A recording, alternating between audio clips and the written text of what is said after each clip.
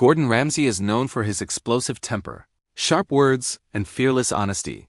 But even the toughest chefs have moments they wish they could take back. Behind the shouting and intensity are split-second reactions driven by pressure, exhaustion, and high expectations. In these moments, words land harder than intended, tempers flare too fast, and silence follows almost instantly.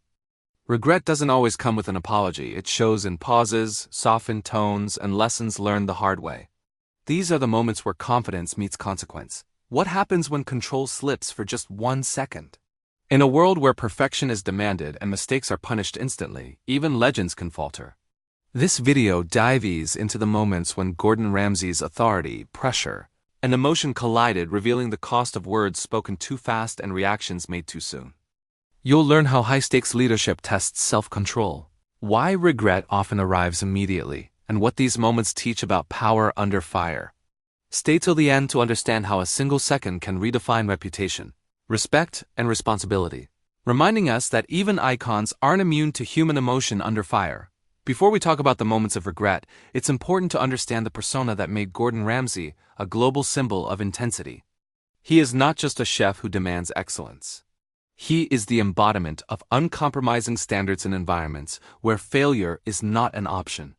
From the moment service begins, every movement, every decision, and every plate is expected to meet a level of precision that leaves no room for excuses. This reputation wasn't built for television drama alone. It was forged in kitchens where discipline determined survival and perfection was the baseline, not the goal. Ramsay's high standards are rooted in classical training, where mistakes weren't corrected gently but eliminated entirely.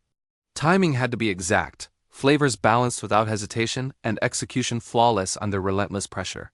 In such spaces, there is no pause button, no second chance during service. That mindset carried forward as his career grew, shaping the way he communicates, leads, and reacts. To him, a mistake isn't just an error on a plate. It's a breakdown in focus, respect, and professionalism. Zero tolerance for mistakes doesn't mean zero humanity, but it often appears that way from the outside. Ramsay's intensity comes from the belief that standards protect people as much as they challenge them. In professional kitchens, one careless decision can ruin an entire service, damage a team's rhythm, or compromise safety.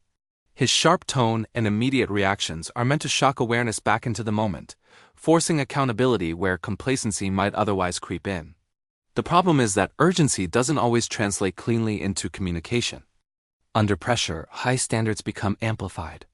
Expectations rise, patience shrinks, and the margin for emotional control narrows.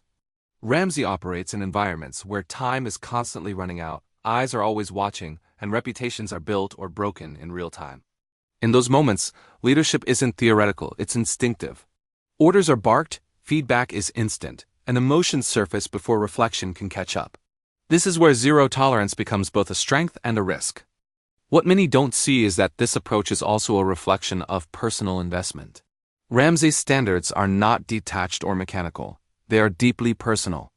Every mistake feels like a threat to the system he's built and the legacy he protects. That emotional connection fuels his drive but also sharpens his reactions. When expectations aren't met, disappointment quickly turns into frustration, and frustration finds its voice before restraint has time to intervene. This intensity creates an atmosphere where excellence thrives but emotional consequences linger. Team members are pushed beyond comfort, sometimes beyond confidence, as they race to meet demands that never soften. The pressure sharpens skills, but it also magnifies human limits. In such an environment, even a leader who believes in discipline and respect can cross invisible lines without realizing it in the moment. The line between motivation and intimidation becomes dangerously thin when standards are absolute and tolerance is non-existent. Before we talk about the outbursts and sharp exchanges, it's necessary to understand the environment that fuels them. Professional kitchens operate on unforgiving time limits, where every second is accounted for and hesitation can derail an entire service. Orders stack up, temperatures must be perfect, and coordination has to be instant. There is no luxury of slowing down to explain, reflect, or soften language.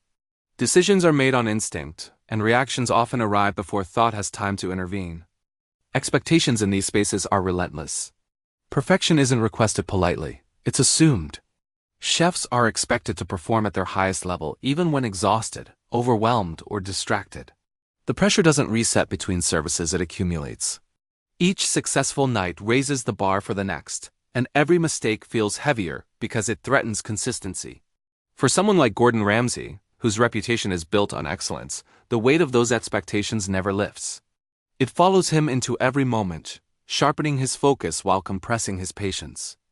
Nonstop stress changes the way the mind processes conflict. Under constant pressure, the brain prioritizes speed over sensitivity. Reactions become shorter, louder, and more forceful because efficiency feels more important than diplomacy. In a kitchen racing against the clock, emotional nuance can feel like a delay no one can afford. This doesn't mean emotion disappears. It means it surfaces in raw, unfiltered forms. Frustration, urgency, and fear of failure all fight for space in the same breath. Time limits also remove the buffer between action and consequence. When a plate is late, the impact is immediate. When a mistake happens, it's visible to everyone. There's no time to process disappointment quietly, so it spills outward. Ramsay's reactions, often seen as explosive, are deeply tied to this compression of time and responsibility. He isn't responding to a single error. He's responding to the chain reaction that error could trigger under pressure. Stress becomes cyclical in these environments. The faster things move, the more intense the expectations become. The more intense the expectations, the sharper the reactions grow. Over time, this cycle trains leaders to respond instantly and decisively, sometimes at the expense of restraint. What might be a calm correction in a slower setting becomes a harsh command when seconds matter and dozens of variables are in motion. Before we talk about regret, it's important to recognize how this non-stop stress narrows emotional bandwidth. When the mind is overloaded, empathy takes longer to surface than anger. Reflection trails behind action. In those moments, control feels like a luxury, not a necessity. The urgency of the task overshadows the tone of delivery, and the focus remains locked on results rather than impact. This is how pressure reshapes behavior. It doesn't create emotion from nothing, it accelerates what's already there. Expectations tighten, time runs out, and reactions sharpen, not because the person lacks awareness, but because the environment demands speed above all else. Before we talk about regret, we have to pause at the exact moment when words move faster than thought. In high-pressure environments, language can turn sharp without warning, and once it's released, it can't be pulled back. A sentence spoken too loudly or too harshly doesn't just fill the room, it changes it. The air shifts, attention freezes, and a sudden silence takes over. That silence isn't calm.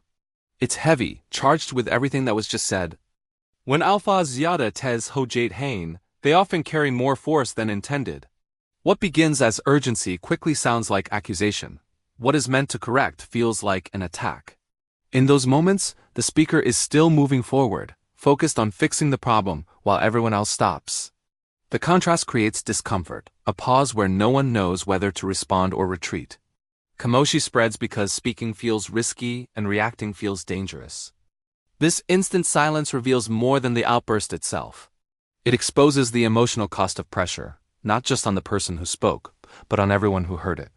Faces go still, hands keep working, but something internal shifts. The rhythm breaks.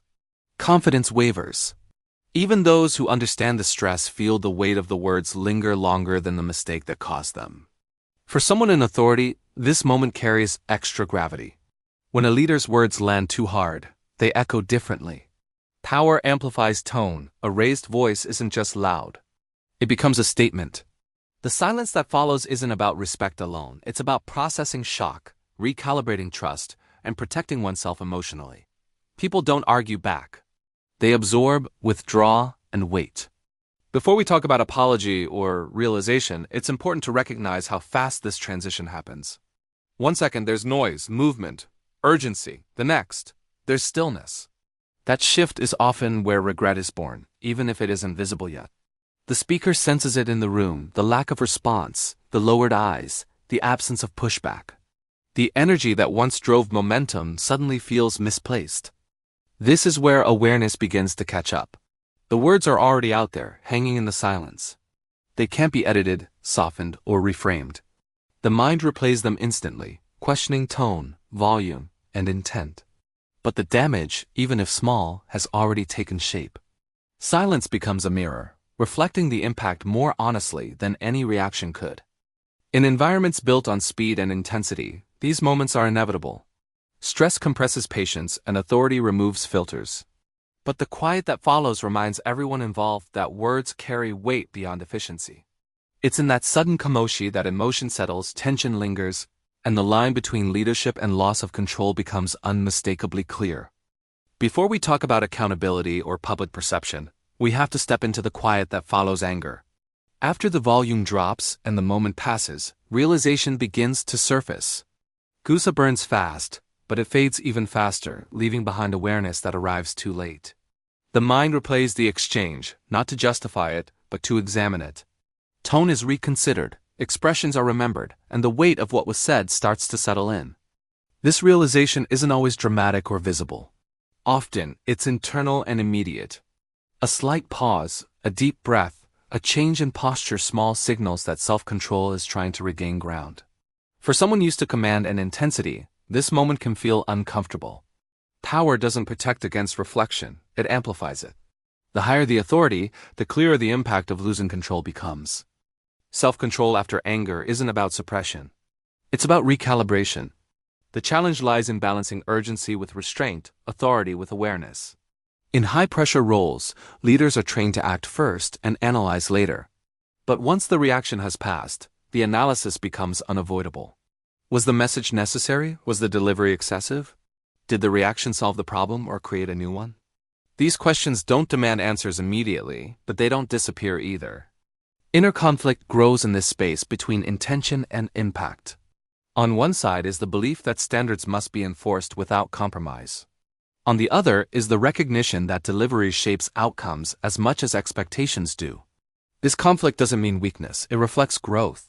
The ability to feel discomfort after anger signals awareness, not failure. It shows that control matters not just in results, but in relationships.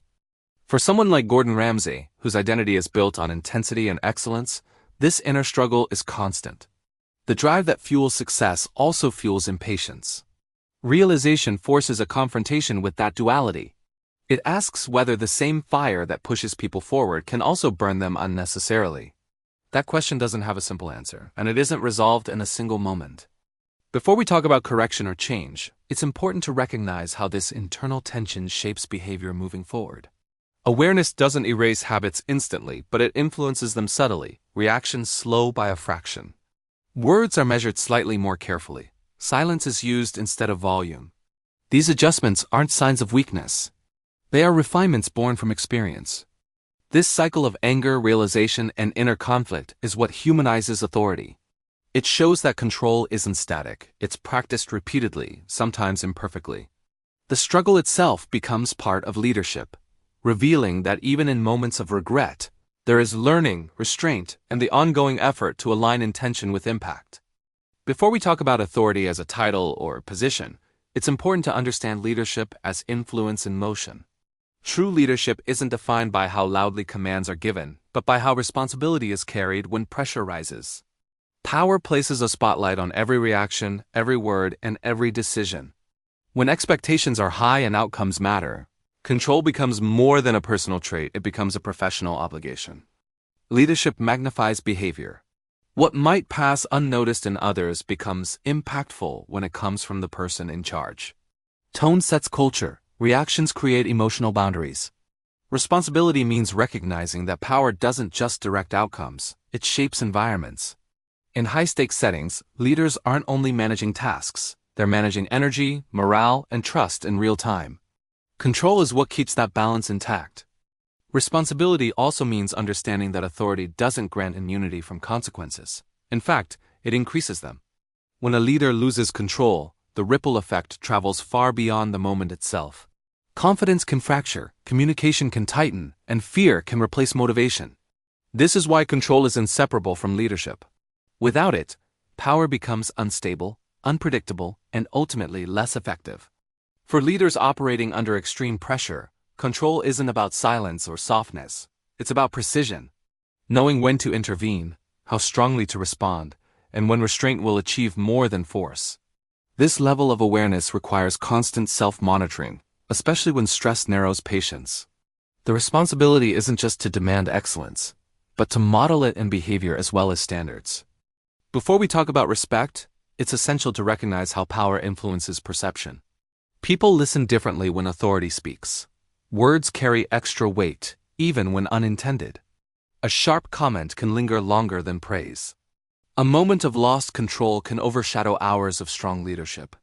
This imbalance makes restraint not just admirable, but necessary. Control also protects the leader.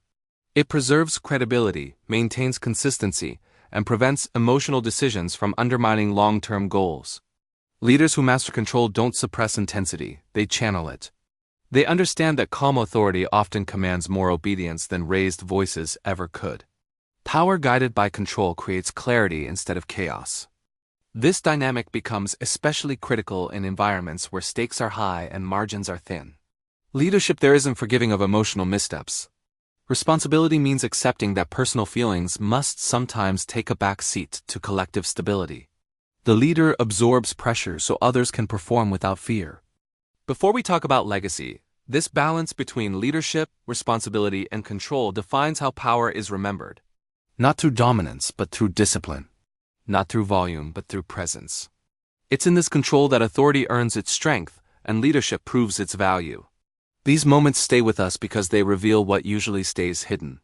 They show how pressure tests character, how power amplifies emotion, and how even the strongest leaders can stumble when control slips for a second. Ja, lamhat surf gus kan na hi hot, bouquet realization, growth, or responsibility ke be hot hain. That's why people remember them, not for the noise, but for what follows after. If you found this breakdown insightful, like this video, subscribe to our channel, and stay with us for more deep dives into leadership under pressure. Some moments fade fast, but they leave a mark.